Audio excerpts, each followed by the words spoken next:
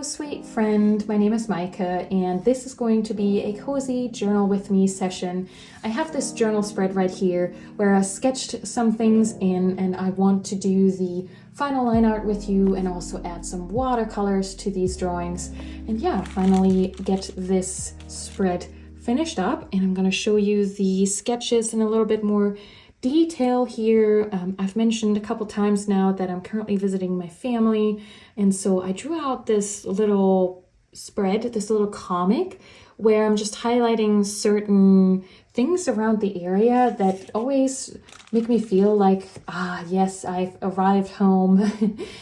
My parents live close to the countryside, and it's just so gorgeous. And there's just a couple of these things like the open fields and the horses that are around, and even chickens that just, give me a sense of home. And so I thought it would be wonderful to kind of borrow a little bit from comics to highlight these environments in one spread and just really almost make a collage of these places. So yeah, that's the idea, and maybe I'll zoom you in just a smidge so you can see better. And maybe you have to maybe move just that little bit right there. And then first things first might be really quickly to decide what pen I want to use. All three of these currently have a waterproof ink in them, which is obviously handy to have if you want to watercolor over top. And this is my little Pro Gear Slim Mini. This has Diatramentus Sepia in it. Maybe I'll just briefly write that out. So yeah, it's a really dark brown. So that's obviously a good go-to. But I recently also got some samples from Octopus Write and Draw. So the brand is Octopus Fluids, of course. And this is the brown seahorse. And yeah, not only am I trying to find the right color, but this also writes a little bit thicker because this is a medium Schmidt nib rather than the medium fine Sailor nib. I do like that brown. It's a little bit more ashy than the sepia, if you can see that. So that's something to consider. And then in this Sailor Pro Gear, I have the Octopus Fluids. That is the green squirrel. And since I'm doing all these landscapes, that might be nice too. Well, something else rather than a brown. But I feel like even though this is also a Sailor medium fine, I feel like the ink writes a little thicker. So I think I'm gonna go with the Sailor Mini with the sepia. Let's see what we can see, because I do want to keep these drawings loose and in the moment, and it's more about capturing the impressions rather than the specifics of things. And I don't want to overthink this either. And maybe this seems counterintuitive because I've gone ahead and already sketched everything in. But yeah, let's get to drawing though. I'm just gonna, maybe I'll just keep holding my pen. If I want to keep looser, I try to hold my pen a little further back so that I don't death grip it. And then just in general, just, if the line wiggles a little bit, it's fine. And that's actually also a good tip if you are uncertain about your drawing abilities and wanting to keep the sketchiness of a thing and avoid your drawings being scrutinized for perfect line drawing qualities. Is that a sentence? Keeping it more loose and keeping it more sketchy can really help with that. And so, here you go. And in general, what can I tell you about this page? Well, I think this is a really interesting continuation of things that I've been trying in my, if you've been around for a while, you know that this year I'm keeping a Korean brand journal. It's the goodness gracious, now I'm blanking. It's the point of view diary duo. And there I'm capturing one little drawing, one little scene per day. And that was really to exercise myself in drawing not just characters, but characters in environments and capturing little scenes because I want to get back into comics. And I feel like it's been helping. I feel like I've gotten faster at capturing a person with their surrounding. And I was almost going to say capturing space, but that makes it sound like it's a perspective exercise, which it's not for me. I don't really care about perspective drawing all that much, or being accurate in perspective drawing. But it is interesting to challenge oneself to, like, how much environment do I need to show in order for the scene to tell the story that I want to tell? And I find that very fascinating, because also I think I'm really motivated by simplicity in drawings and being, well, I guess that's the cartoonist in me who wants to find what is the shorthand for a thing that still reads like the thing. And so I feel like some of this is a bit of a continuation because how do you show even more, like the collective nature of nature and a sense of place, maybe. And yeah, there's just something inherently fun in having more than one image to do so. And then also, yeah, trying more in terms of what kinds of environments, how do I want to draw environments, especially ones with a lot of like greenery and things like that. And yeah, it's really fun. And also maybe there's some storytelling in this, just which of the environments do I want to draw that help me feel like I've captured this place. And this is really good because obviously I grew up here, so I've seen this a lot and I'm very aware of certain spaces around here. And so that maybe makes it easier than when you get to a new place and everything feels new, but we'll see. After our stay in Germany, my husband and I are planning on traveling also to the UK, and though I've been to London before, it's been a while, and we were gonna go see other places too. And so yeah, I thought this trying to capture my hometown is maybe a good way of getting started. But then also I guess I'm also trying to familiarize myself with this B6 Slim format and seeing if this is a good size for this kind of stuff. Obviously with this one, I decided to take advantage of a whole double page spread. And so far, I think this is a really good amount of space, while the book is really pocketable still. And if you're unfamiliar with the B6 Slim size, it's basically an A6 in terms of the width, but then the height is of a B6. So I think oftentimes the slim sizes do the in-between between two sizes. So this is between an A6 and a B6. It has the width of the A6, but then the height of the B6, which would be the next size up in terms of page layout, or page, yeah, width and height. I don't know if any of that made sense. Okay, here I'm drawing a little horsey. There's quite a few horses around on some of these farms.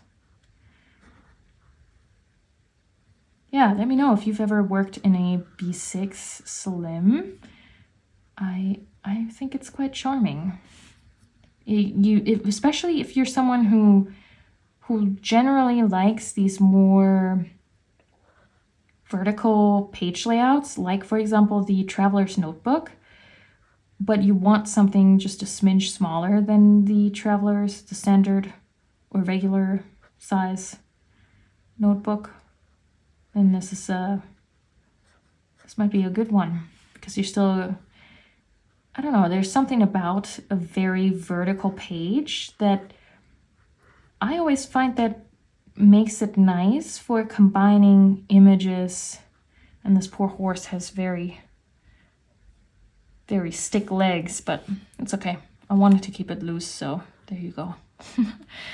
And here I decided also, because some of these areas around my parents' home, they feel very, like once you get out in the fields, it feels very vast. And so to not have a border around this really creates a lot of space. It can just breathe a little bit. And later on here, we'll have a chicken also come out of this panel, so I don't break out of the frame just once. Well, I guess she's also, or myself, I'm standing outside of the frames also, but yeah, I felt that was kind of a nice mirror to have something out of the rectangle still. But yeah, I think I was saying something else. What was I saying? It was about horses and the poor horse having weird legs. I'm gonna watch this back and then be like, oh yeah, that's what you were talking about. We're talking about the UK and the V6 slim size. Not sure. Oh yeah, vertical. How I think, yeah, it really invites. Oh, and maybe I'm being too loose there.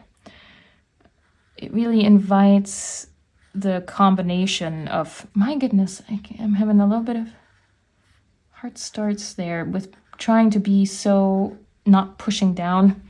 It's maybe a little much for using. I feel like the Diatramentus sepia ink is drier than the Diatramentus brown ink, which is interesting.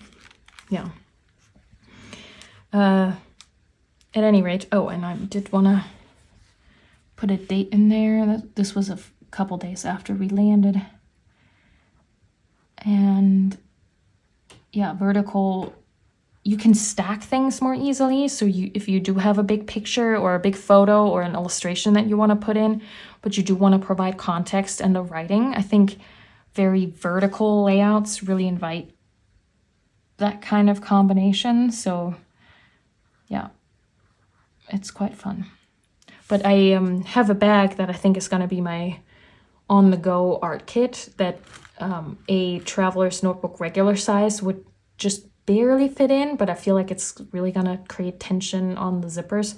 But this fits in perfectly. So I'm really hoping that this is going to work out.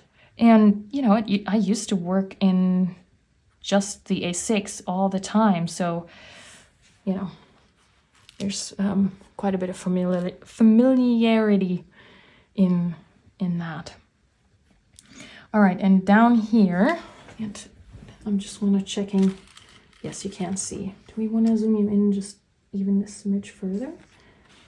Like that? Yeah, I think that's a good idea. And sorry for the shaking. Yeah, this one farmer, he has this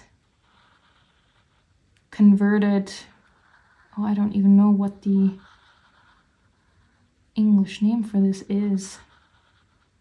This little cabin wagon. That's probably not what you call this. But yeah, it looks so cute.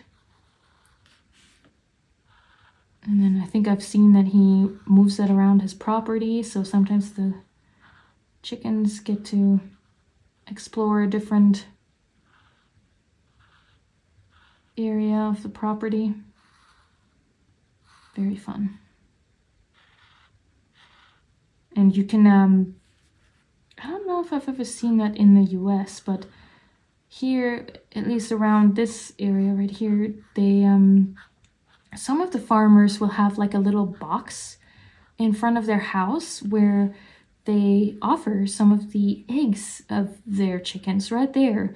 And it's kind of honor system that you pay for them when you take them. But that's really cool, I think. It's just very wholesome to be able to get the eggs from the chickens right there, and you can see what a good life they have, and you just pick it up, and yeah, it's quite nice. As I said, I grew up here from the age of 9, if you want to do a little story time. And I always liked it here. I had pretty much most of my school years here, and I had good friends and things like that. But having lived in the US for the last 7-8 years, it does feel different now coming back. And I do think, wow, this is so picturesque and lovely around here. Everything is so, I don't know, green and yeah, just small countryside German town. There's something to be said to that. But, you know, maybe that, I mean, some of it is certainly informed by having lived in the US for the last 8 years, and how much of life has been around a car, you know, driving around with a car and seeing more of the ugly parts of a town. And of course, German towns have ugly parts too. But if you don't have to drive around and have to drive so far, you get a little bit more of a, you don't have to look at all of the ugly parts all the time. And maybe that's just, you know, my particular personal experience. But yeah. So, needless to say, I've been having a good time. And this is a very quite chunky chicken. And I think I made the beak too long, but doesn't matter in the grand scheme of things. Does it? Yeah, I think that was the right choice in terms of the line width, wasn't it? Yeah. I think the other ones might have been a little fat. And then this is a barn on some of the walks. This is always my favorite barn. There's just something about the specific architecture of this one and the way it has all the trees around it. It's really pretty. I don't think I'm gonna draw all of the things that I find pretty about it, but it's enough information for me to know which barn I mean. And then we're just gonna make this really big bush, and then it has these beautiful windows. I'm not sure anyone is currently using this barn or is living in the house that's associated with this barn. Quite honestly, the barn has cooler architectural features in terms of the stonework is really intricate.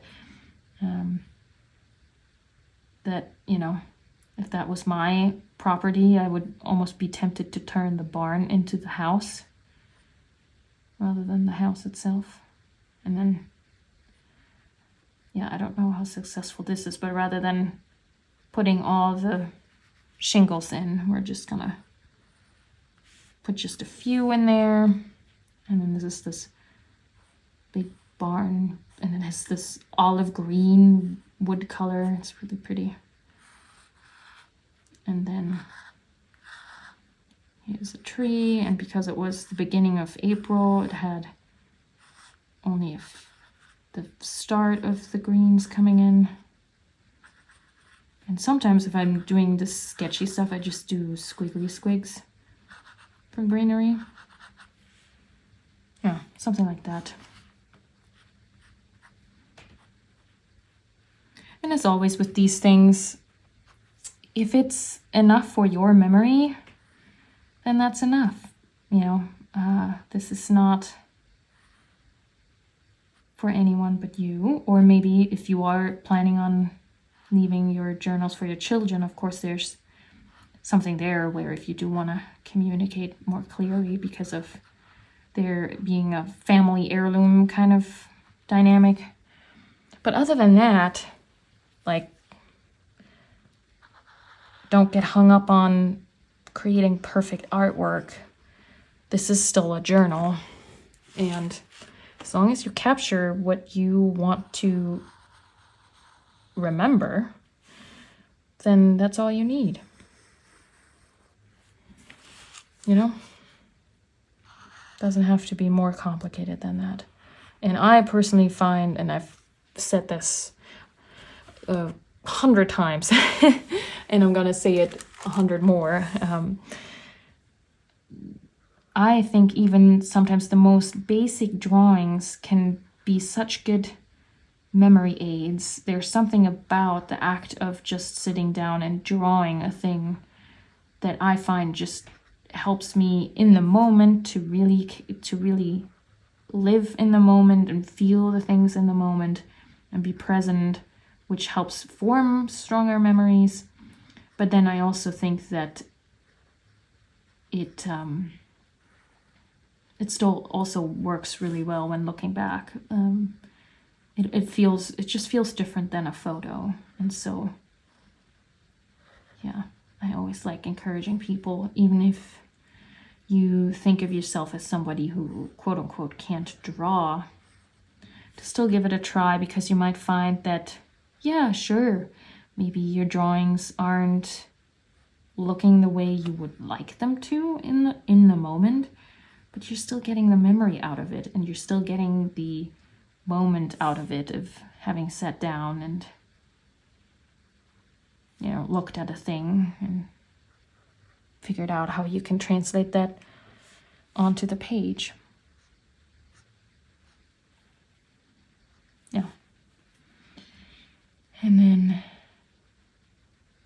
I have a little bit of lettering here.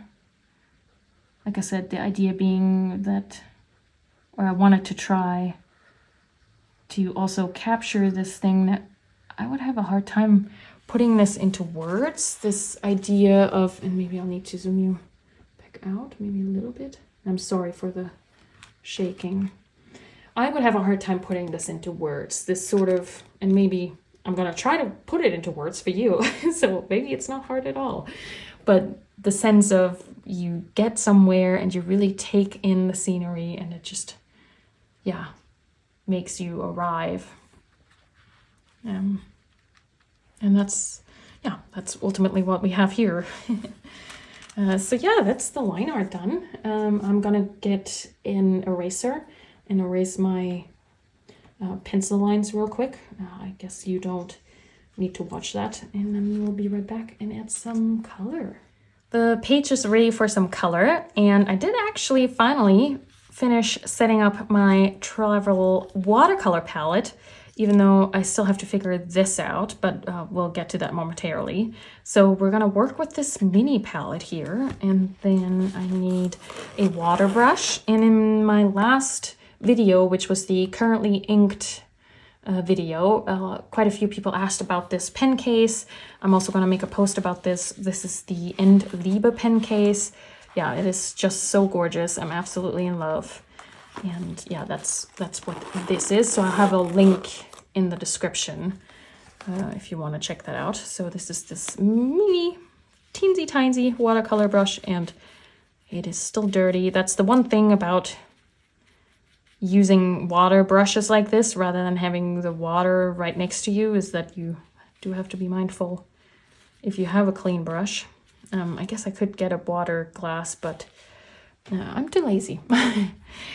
And so, yeah, I haven't done much with this palette yet. I am quite familiar with most of these colors, so I'm hoping that I can just dive right in and mix these in the way that I want them to, but we might get a little bit of a surprise, and maybe we can move like this. I'll also have just my little piece of scrap paper here in case I'm not sure. That's always a good idea. And I will do a video about the specifics of this watercolor. But I do want to keep it quite simple. So we'll definitely need some like lighter greens. And I want to muddy them up a little bit. And can you see? Maybe I should mix more over here. This is Goethite by Daniel Smith. And it does these really interesting things. I think there's like a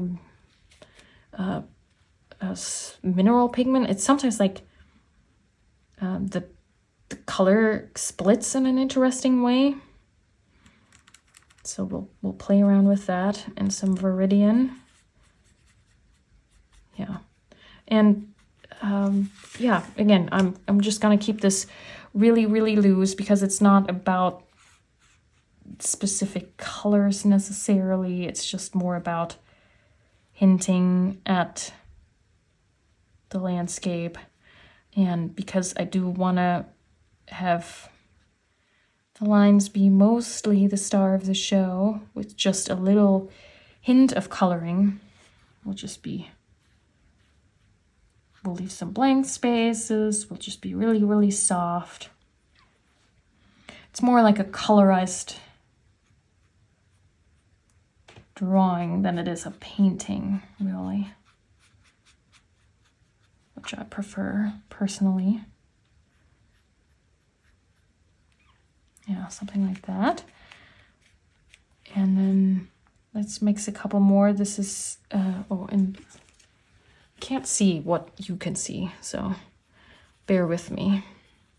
We'll mix in some quinacridone gold to warm it up, because it's nice to, you know, switch up the greens. And I did take some reference photos of these. I wasn't sketching on location. And so I could take those out, and sometimes that's good, especially if you want to learn specific things or want to get something accurate.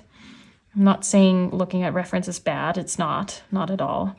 But because I know myself and I want to keep this really loose and I'm here with you, I'm consciously not looking at my photos, because then I might get tripped up in the details, and I don't want that. So I'm choosing not to. Just going in here and just basically more or less randomly putting the different shades of green around so that it looks alive. And then we could maybe do one version of the screen that has a little bit more blue in it as a variation. And then, or not blue, but ultramarine violet. What happens if I put ultramarine violet here? It's just gonna get really gray. Yeah, mostly. Which is, oh, that's also nice. Yeah, that was one thing that I was still debating on with my palette, is that do I need at least one sap green kind of tone just to make my life easier? Because right now I have Viridian and Hooker Screen, and they're both not, they're a little hard to use straight up. Well, Viridian I do use straight up, but the Hooker Screen I would never personally. So maybe put some French, or I don't know if it's French, but some ultramarine in there. I'm also still considering adding a sepia, and then I do have to figure out this burnt umber. I thought I could just put it in the corner and let it dry there, but it seems not. This is the pan configuration that comes with the palette, and I wish I would have ordered separate pans right away. because I don't think I have any color that I would want to have that much of compared to all the other things. So sort of like trees in the distance, and maybe we add some of this darker green here in the foreground.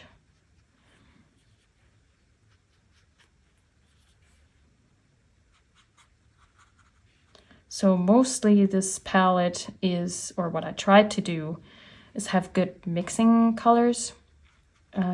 And I went for mostly colors that are very transparent so that I can do a lot of this where things don't muddy up too quick.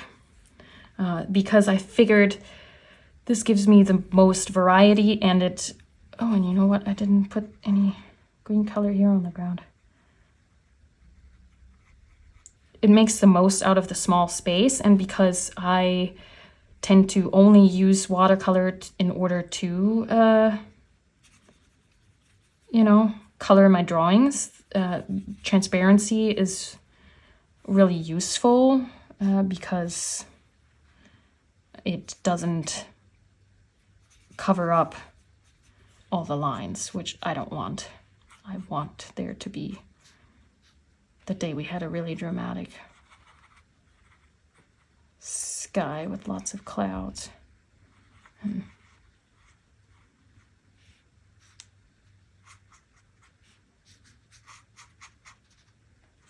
not too sure. This would be maybe something to look up, but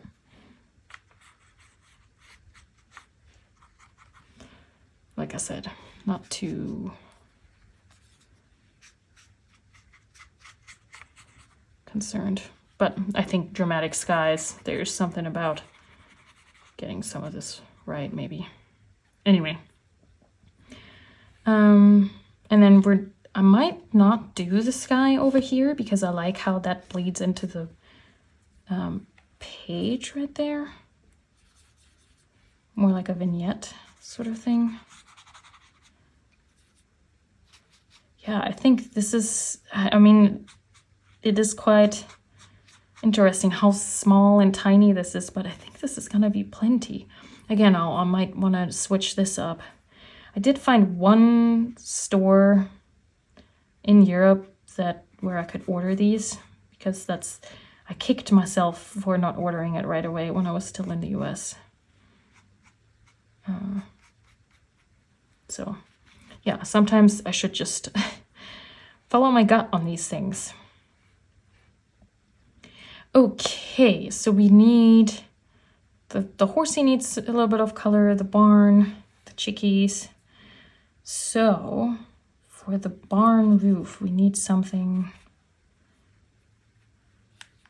a little reddish brown. Something like this, and then maybe we murk it up. Some brown. That's very orange. That's gonna really stand out. What about this burnt umber? Can we use that? Sort of. Yeah. And then what if we add a little bit of Viridian, tones that down? Yeah, okay.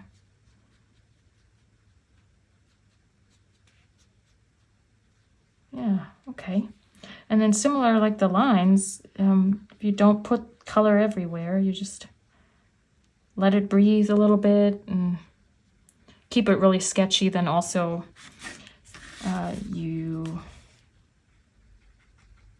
yeah, it doesn't matter. It's like, what do you mean I can't draw or paint? It's just a sketch. You can trick yourself in that way too. And then I don't quite remember what all the colors of we're just gonna make that a green, I think. The side of oh no, but there is already so much green. Maybe a darker brown or a darker green. What if we make that a little bit more olivey? something like that. And then maybe make the roof a little bit more reddish. Rusty.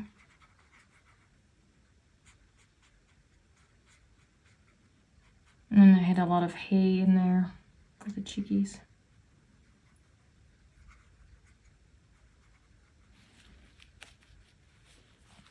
What do you think? Something like that, maybe? And then we can go over the roof once more and add a little bit more.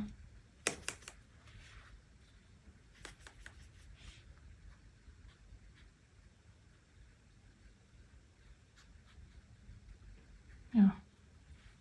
Getting quieter and quieter, aren't I? Focusing.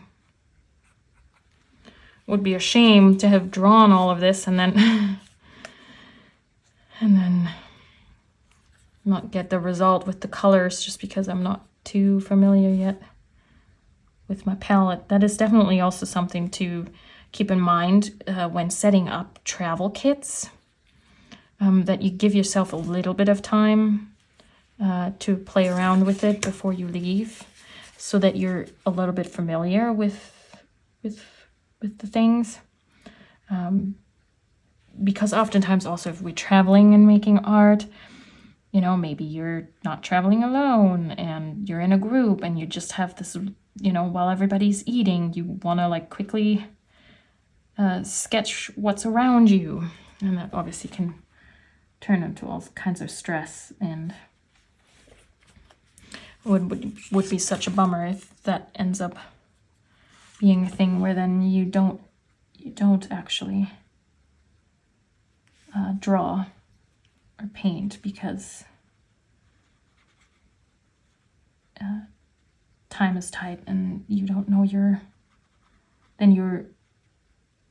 you know, either you decide not to draw at all because you know, it seems like such a hassle, or it's because, you know, the group is getting restless and you're still swatching your things. I don't know. There's something to be said about familiarity when you need to be quick.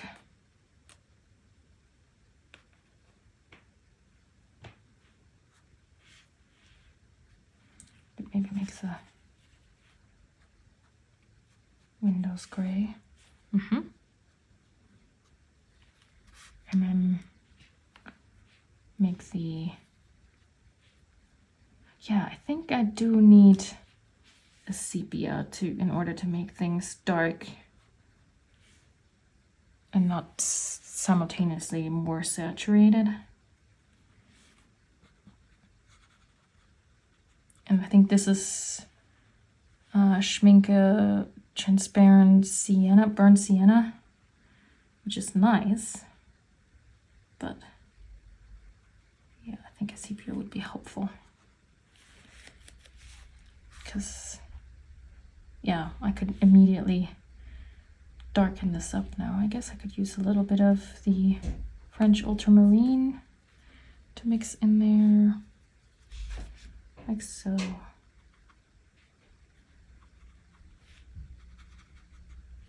But I think that's enough color for the chickies, except for maybe a little bit of red for a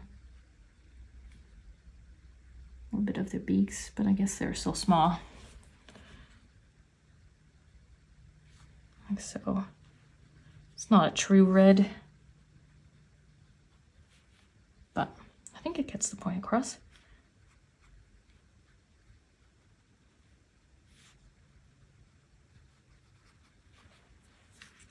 Well, I don't know if that was too much red now in the roof. Very contrasty. Yeah, it looks a little bloody. I could have that dry a little bit and then I can go over it with like another beigey color to tone that down a little bit. And then the horsey, oh, and the light is cutting in. I hope that's okay. Well, it is really bright, isn't it? Okay, gotta move quick then. I'll just do some sort of like darker gray brown.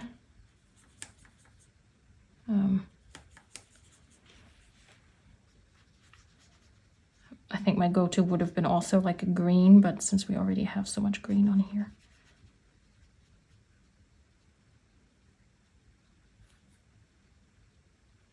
Do some of that on my hair too.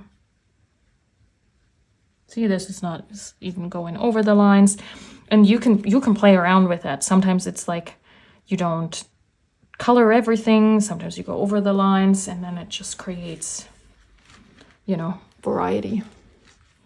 Oh, the sun is the horse has a real spotlight. Okay, now the only thing that's left is me. For my hair, let's do let's tone this down. Do we use a little bit of Viridian? I don't know, a little bit of red.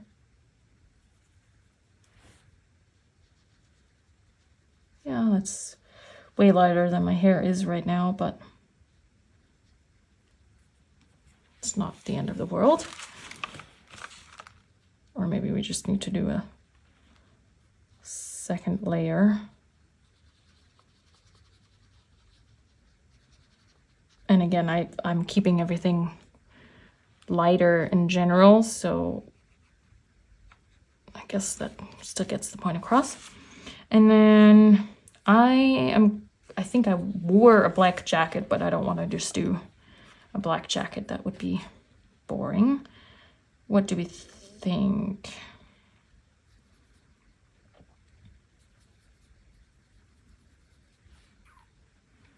Can we do like a dusky pink?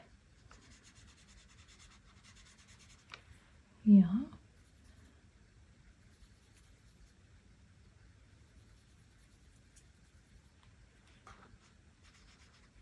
Because then that picks that up a little bit.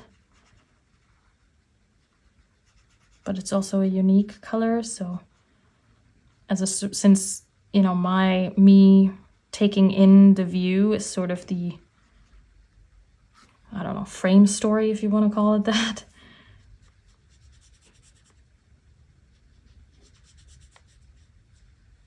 It's not a bad idea to have your protagonist be standing out a little bit.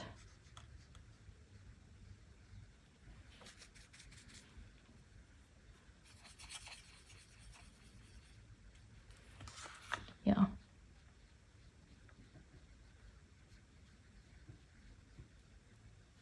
Darkening my hair up. Sorry, I'm getting so quiet. I need to keep reminding myself that I want to share my thoughts with you. I do hope that you're journaling along or doing something, and just like with a friend, it doesn't matter if it's a little bit more quiet every now and again. Okay, and then let's use up some of this leftover gray for the pants. Just keep it simple. And if you pick up colors that you've already used, things, you know, stay harmonious. And then add a little bit of brown to that still for the shoes.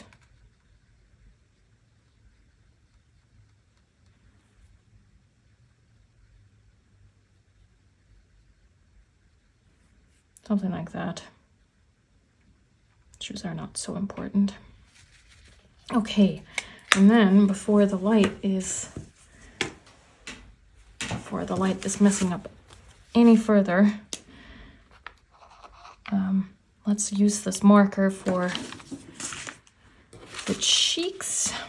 I find that sometimes easier than using watercolor on like a small circle like that, so I tend to use marker for that. All right, and then she looks like she's just gotten some lovely country fresh air. And so here we have it. That's the final result. I'm pretty happy with it. Yeah, it still feels sketchy, but I know exactly what these are, and yeah, very, very happy. What do you think? Would you like to see more videos like this one, where I just take you along and just chat to you while doing the thing? Let me know if that's enjoyable, or if there's specific things that you would like me to focus on, if that is more helpful.